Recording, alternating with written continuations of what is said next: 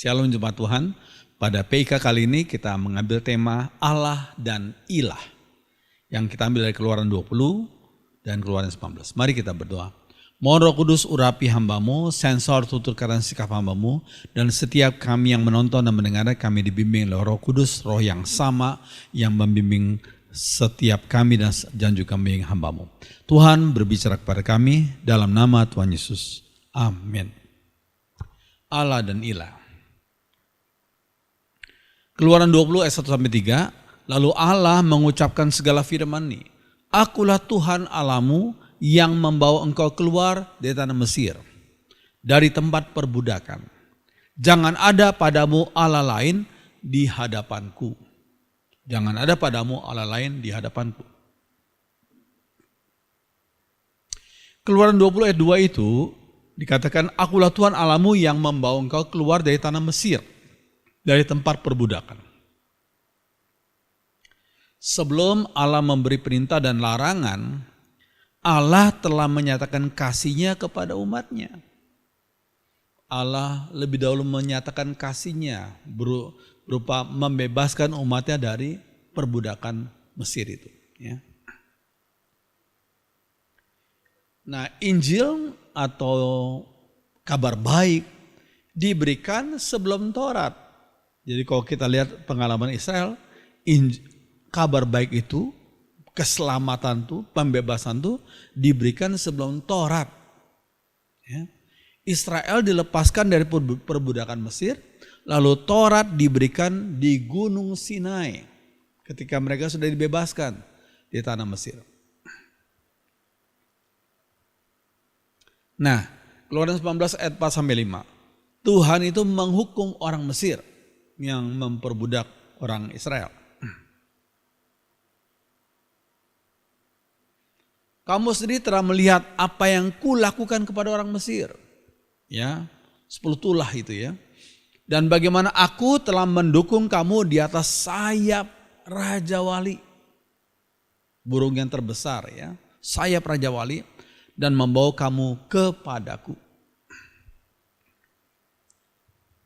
Jadi sekarang jika kamu sungguh-sungguh mendengarkan firman-Ku, kata Tuhan, dan berpegang pada perjanjian-Ku, maka kamu akan menjadi harta kesayangan-Ku sendiri dari antara segala bangsa. Luar biasa tuh.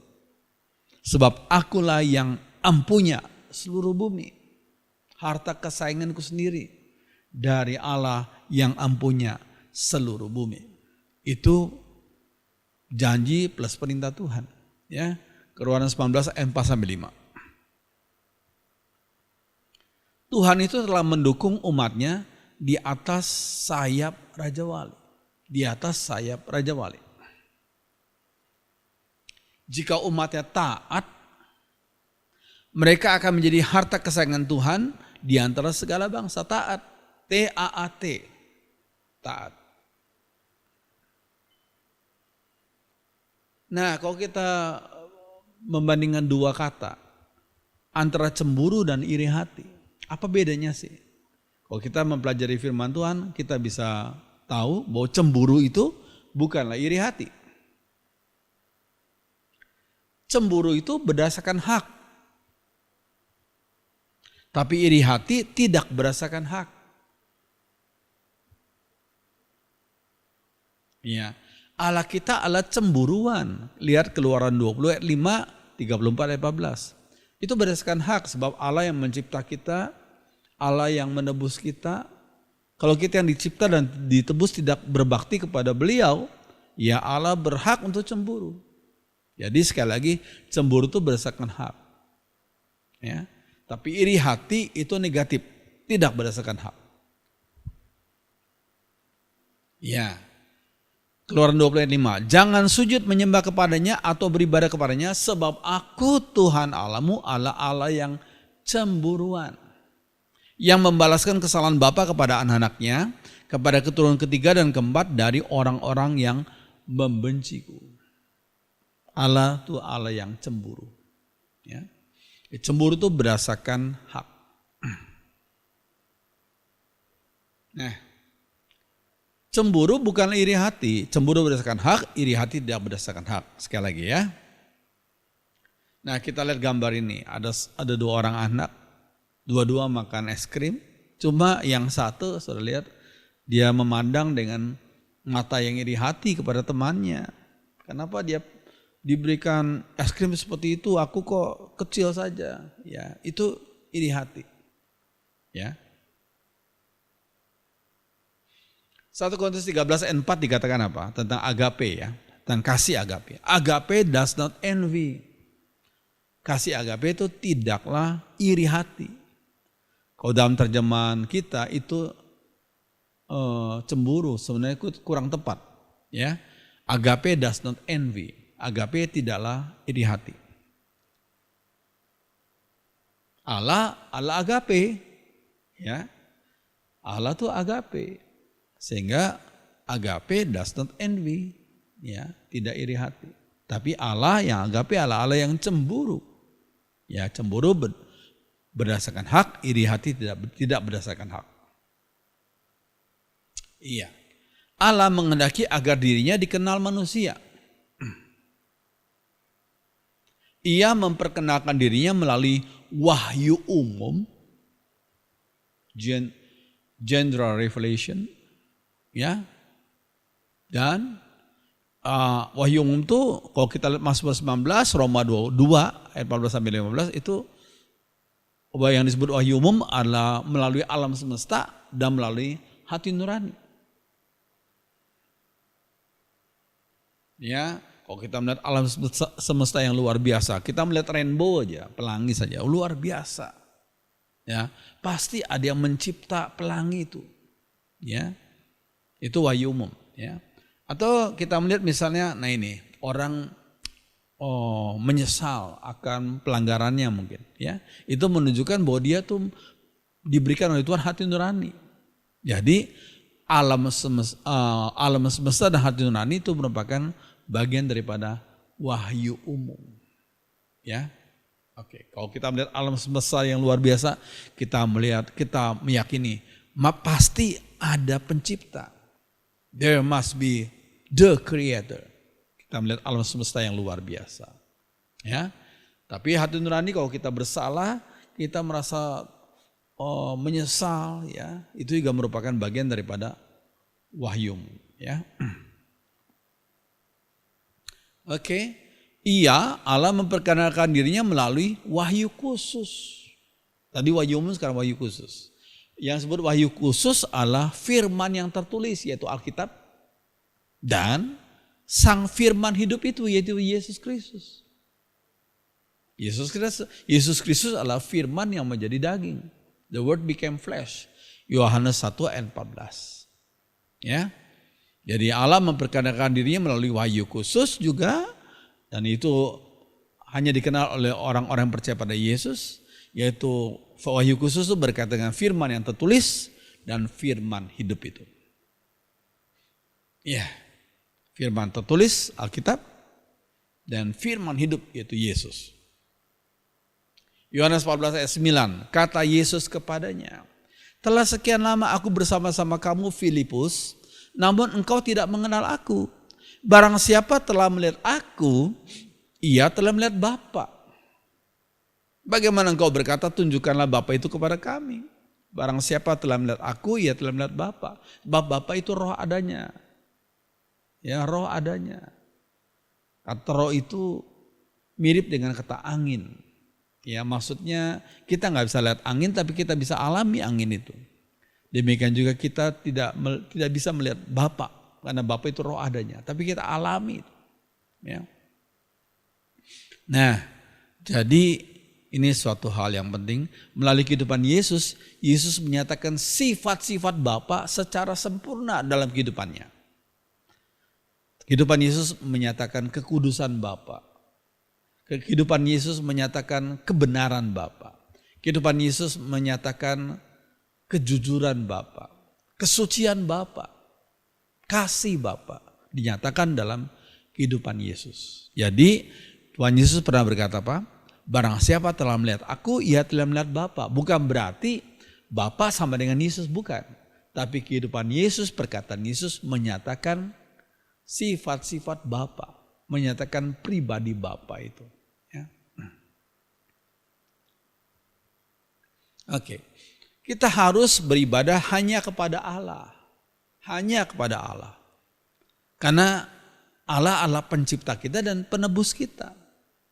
Kalau hanya mengenal Allah sang pencipta, ya kita kalau menyanyikan lagu How Great Thou Art, aku memuji kau, itu bait pertama berkaitan dengan Allah pencipta. Bait pertama. Tapi bait kedua berkaitan dengan Allah penebus. Ini yang tidak dimengerti, yang tidak dikenal oleh agama-agama lain. Agama-agama lain selain Kristen bisa menyanyikan How Great Thou Art bait yang pertama. Karena itu berkaitan dengan kata-katanya tentang Allah pencipta. Tapi masuk ke bait kedua dan bait ketiga itu bicara soal Allah sang penebus dan Allah yang menyediakan tempat di surga. Itu hanya dikenal oleh orang-orang yang percaya dan terima Yesus sebagai juru selamat. Puji Tuhan. Semua agama hanya menyebut Allah sebagai sang pencipta.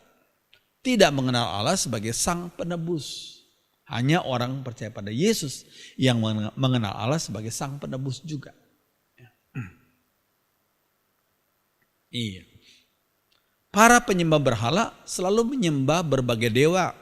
Karena menurut kepercayaan mereka, para dewa punya keahlian masing-masing. Ya sepertinya menurut mereka ya, para dewa tuh punya spesifikasinya. Seperti dokter spesialis apa? Spesialis jantung, spesialis paru, ya macam-macam spesialis. Demikian juga kata mereka dewa itu. Dewa punya spesialisasi masing-masing. Ya. Nah ini. Sebagian Israel menganggap Yahweh itu jago perang. Sebagian Israel ya, bukan firman Tuhan ya. Sebagian Israel menganggap Yahweh itu jago perang.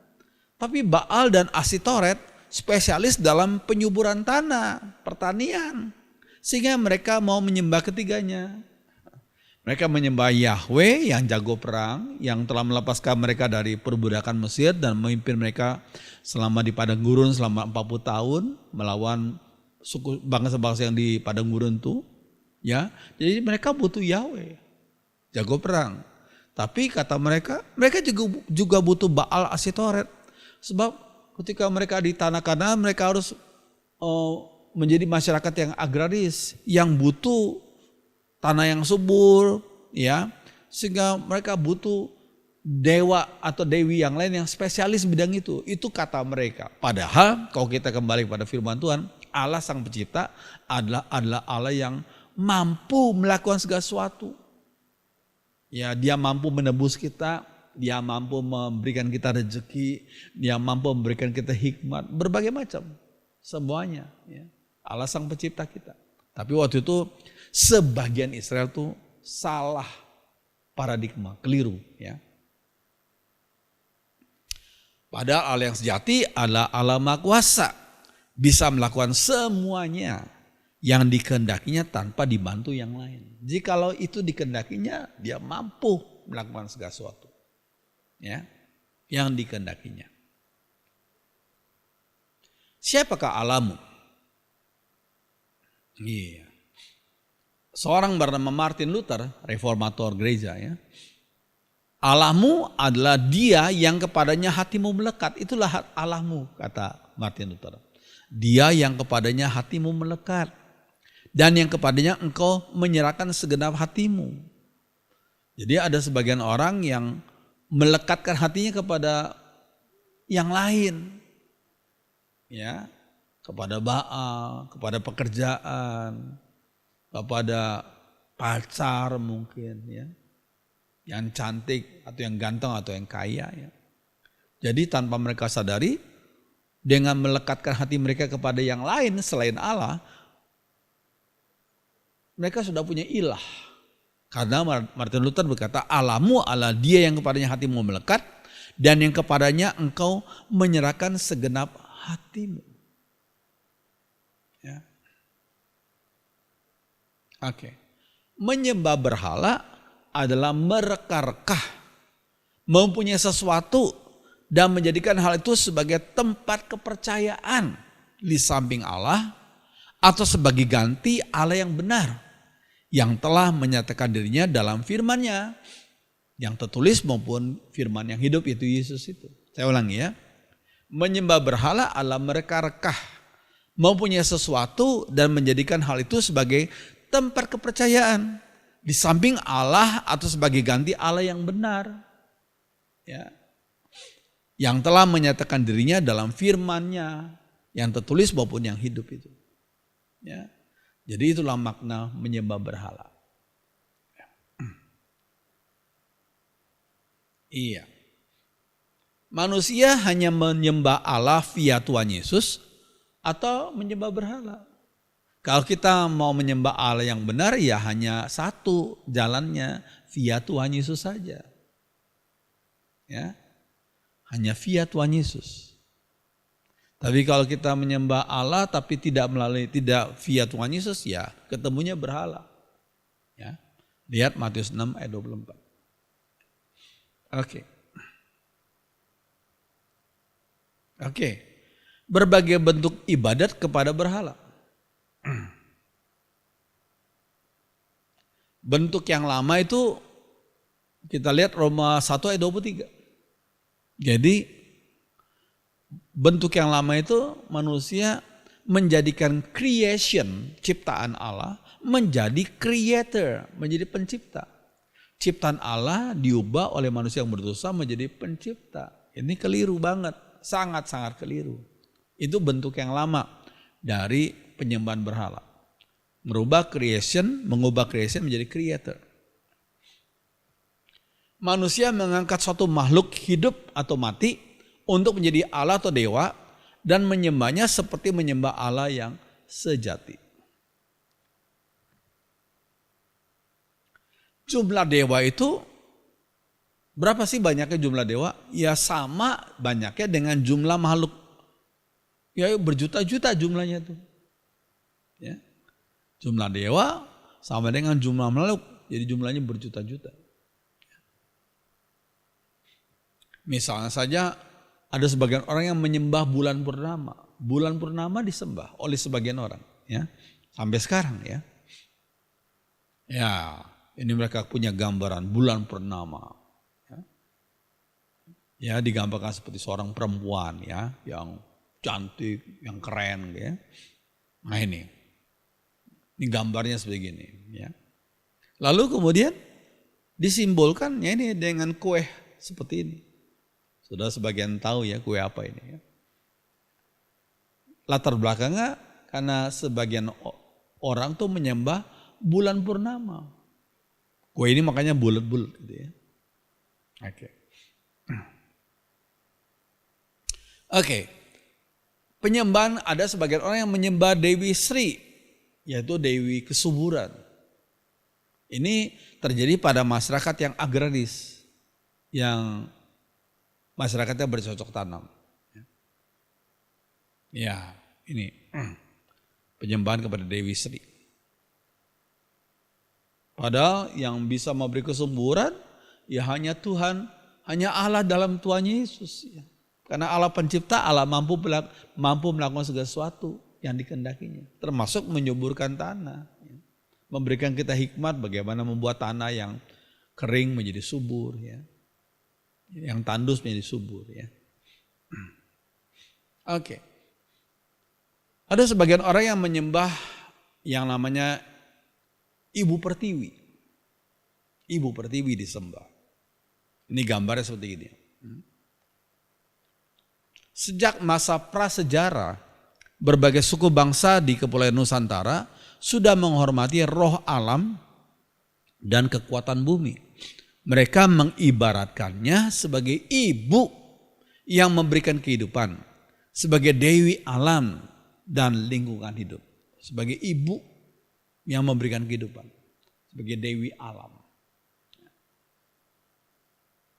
Setelah diserapnya pengaruh Hindu, sejak awal milenia pertama di Nusantara, dia dikenal sebagai Dewi Pertiwi. Nah, sebutan sebagai Ibu Pertiwi disebut sebagai Dewi Pertiwi atau Dewi Bumi.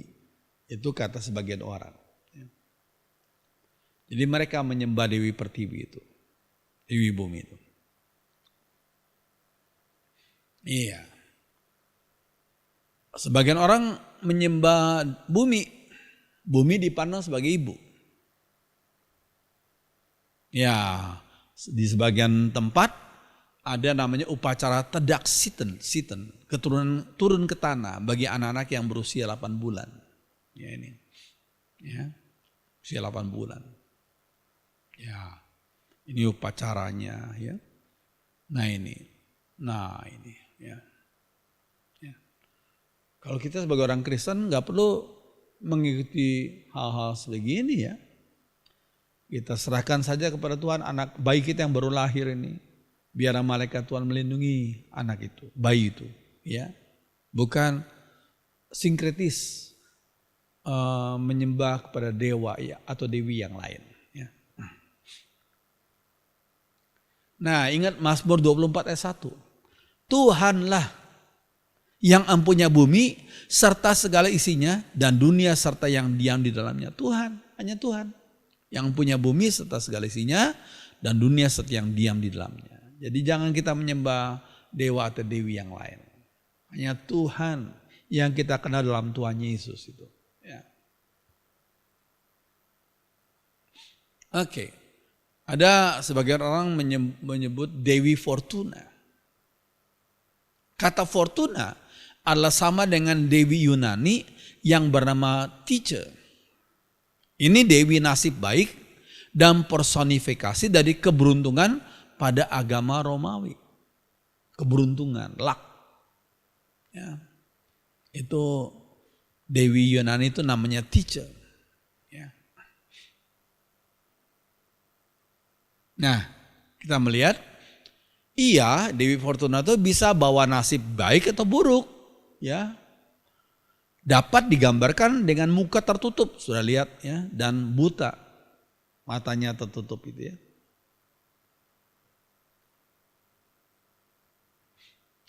Nama ayah Dewi Fortuna adalah dewa Jupiter. Tanggal 11 Juni dianggap suci baginya. Dan pada tanggal 24 Juni Dewi Fortuna itu dipuja dalam perayaan Force Fortuna. Force Fortuna. Ya. Oke.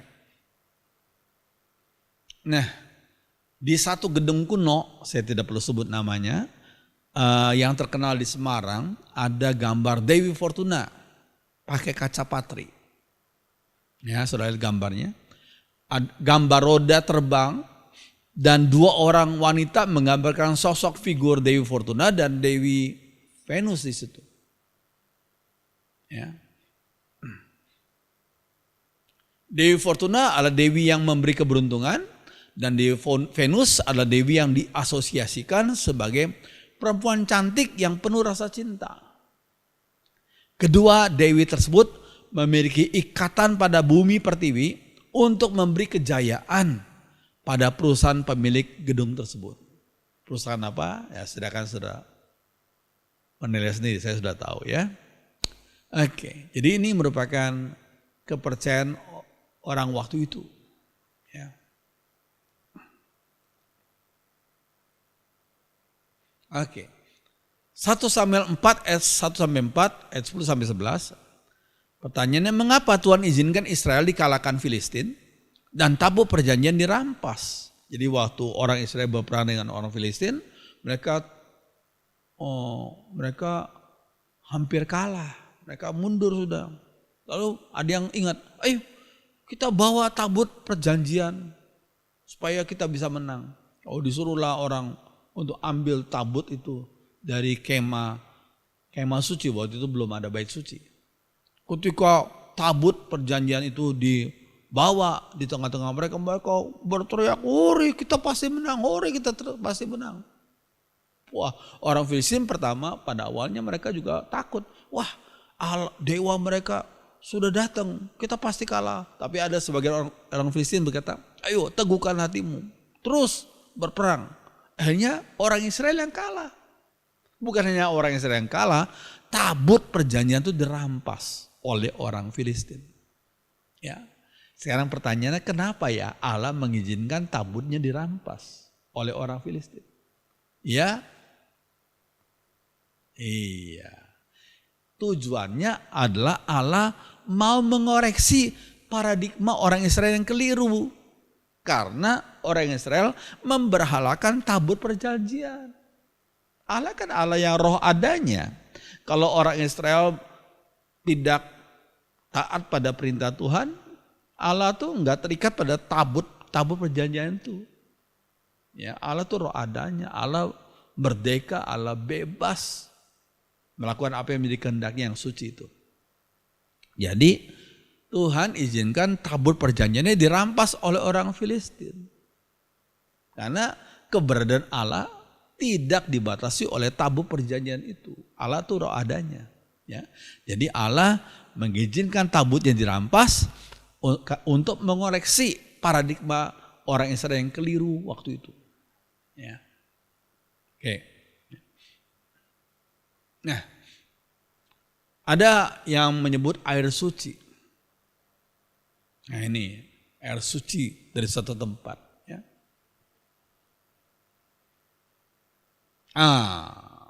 Di bangsa lain mereka mandi di sungai mereka dan mereka anggap air sungai itu bisa menyucikan mereka. Ya. Iya, ada sebagian orang yang melakukan upacara agama mereka dengan cara mengambil air suci di tempat yang sudah mereka tentukan itu. Ya. Iya. Ada sebagian kelompok pendetanya sudah dipanggil Tuhan ya. Ya. Tapi waktu itu kalau pendetanya mau mengadakan baptisan kepada puluhan orang itu atau ratusan orang itu, dia doakan dulu air baptisan tuh. Jadi air baptisan tuh didoakan dulu. Nah ini ada sedikit mistis ya. Air baptisannya air. Yang bisa mencucikan bukan air itu, tapi darah Yesus. Tapi sayang air itu pun yang akan dipakai untuk membaptis didoakan disucikan dulu gitu ya. Jadi akhirnya orang menganggap air kolam ini jadi suci ya. Ya, padahal sekali lagi yang bisa menyucikan kita dari dosa adalah darah Yesus, bukan air baptisan. Ya. Oke. Ada orang yang menggunakan air seperti gini, ya, yang disebut sebagai air suci. Walaupun mungkin air itu kalau mau terbuka mungkin nggak asli daripada negaranya, nggak asli. Tapi mungkin air pam itu dimasukkan dalam botol lalu ditulisi saja dengan sebutan seperti itu. Ya. Jadi kita nggak tahu. Tapi sekali lagi jangan kita menjadikan benda-benda lain sebagai berhala. Ya, yang bisa menyucikan kita dari dosa adalah darah Yesus saja, bukan yang lain. Ya. Oke. Ada orang yang menyebut pohon tertentu sebagai pohon keramat. Pohonnya memang besar, lalu disebut pohon keramat. Ya. Ada juga yang disebut dengan kuburan keramat. Nah ini, ya, orang jadi minta berkat, minta rezeki di kuburan itu. Jadi dikeramatkan kuburan itu. Jadi berhala lagi ya. Mungkin orang yang sudah meninggal itu adalah orang yang dianggap oleh mereka sebagai orang yang tokoh yang berjasa. Sehingga kuburannya pun dijadikan keramat oleh sebagian orang. Ya. Ya.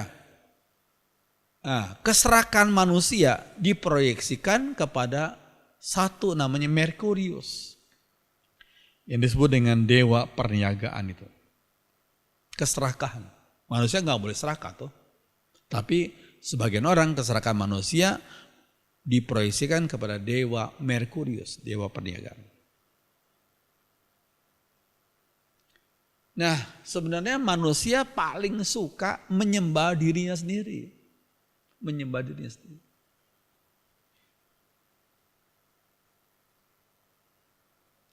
Manusia sebagai gambar Allah tidak mau hanya menjadi gambar, tapi mau jadi Allah yang disembah. Manusia menyembah diri sendiri dengan menciptakan dewa-dewi menurut dewa-dewi, menurut gambarnya sendiri, itu gambar manusia sendiri. Ya. Dewa-dewi adalah tempat manusia memproyeksikan dosa-dosa dan nafsu-nafsunya sendiri. Saya ulangi, dewa-dewi adalah tempat manusia memproyeksikan dosa-dosa dan nafsu-nafsunya sendiri.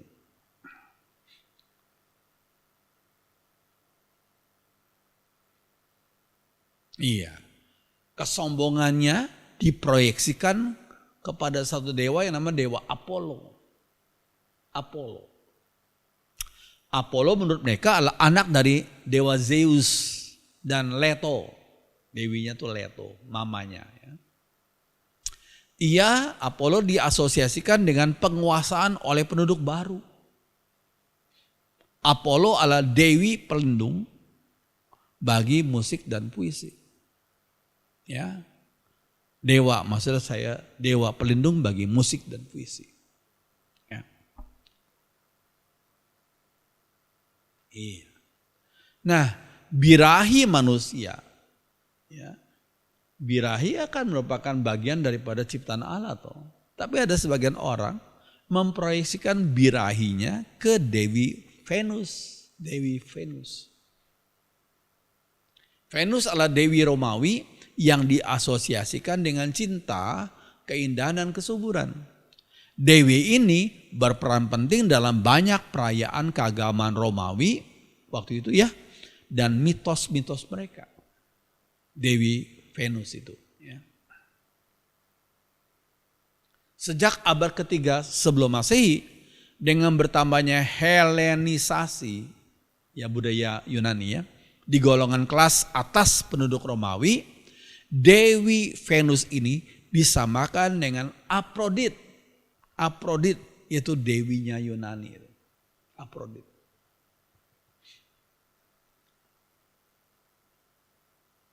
Iya.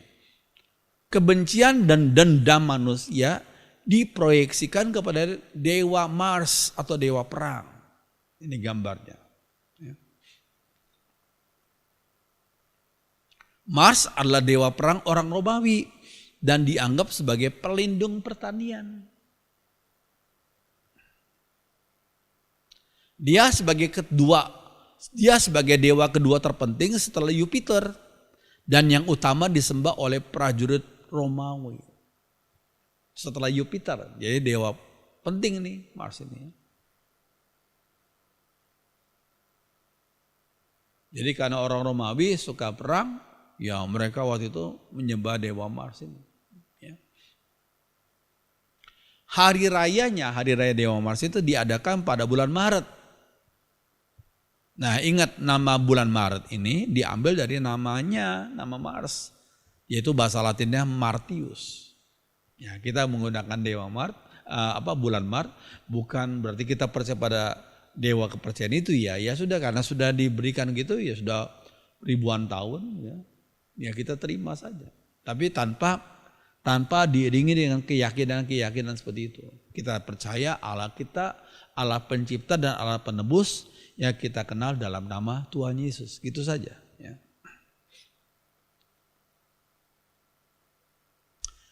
Ludwig Feuerbach, seorang filsuf. Ludwig Feuerbach, dia mengatakan manusia membentuk Allah menurut peta dan gambarnya sendiri. Ini keliru banget ya. Harusnya Allah yang mencipta manusia menurut peta dan gambar Allah sendiri. Tapi terbalik dalam penyembahan berhala. Manusia membentuk Allahnya menurut peta dan gambar manusia itu sendiri. Itu penyembahan berhala. Itu kata Ludwig Feuerbach. Pendewaan bangsa. Ada sebagian bangsa yang merasa diri superior. Dia mendewakan bangsa. Ya. Misalnya orang Romawi waktu itu, ya, waktu zaman Yesus berinkarnasi di bumi ini ya, 2000 tahun yang lalu. Jerman juga pernah menjadi bangsa yang mendewakan dirinya bangsa sendiri ya, lewat pemimpin mereka Hitler itu ya. Jepang waktu dipimpin oleh kaisar-kaisar waktu itu, kita ingat akan Kaisar Hirohito waktu itu. Dan bangsa-bangsa lain yang pernah merasa superior terhadap bangsa lain. Karena mereka anggap diri sebagai bangsa yang keturunan dewa gitu ya. Sehingga mereka merasa diri superior dari bangsa yang lain. Nah ini Hitler. Ya. Ini Hirohito ya. Mereka menyembah dewa matahari ya. Jadi Hirohito sebagai keturunan dewa matahari gitu kan ya. Tapi Tuhan izinkan kepercayaan itu gugur ketika Jepang kalah oleh tentara sekutu yang dipimpin oleh Amerika. Hirohito harus datang ke kapal induk waktu itu dan menandatangani akan akta menyerah yang disaksikan oleh waktu itu jenderalnya dari sekutu itu ya. Ya. Oke. Nah, ada yang namanya pendewaan ideologi. Ini father of capitalism, ayah atau bapak dari kapitalisme, itu Adam Smith. Adam Smith, bapak dari kapitalisme, pendewaan ideologi. Ya. Iya, kalau kita mempelajari filsafat, kapitalisme bisa menjadikan manusia jadi serakah, betul ya. Dalam sejarah kita melihat kapitalisme, orang punya kapital, ya. Dia mendorong orang jadi cari bahan baku sebanyak-banyaknya, akhirnya cari sampai menyeberang, sampai menjajah gitu ya, untuk dapat kapital. Ya. Kapitalisme bisa menjadikan manusia jadi serakah dan lupus jadi bagi sesamanya, serigala bagi sesamanya, serigala bagi sesamanya. Ya, makanya Tuhan izinkan sekian waktu yang lalu US financial crisis. Jadi Tuhan izinkan dalam sejarah kalau ada bangsa tertentu yang sombong, Tuhan izinkan mereka ditegur Tuhan dengan mengalami krisis. Supaya melalui krisis itu mereka bisa bertemu dengan Kristus.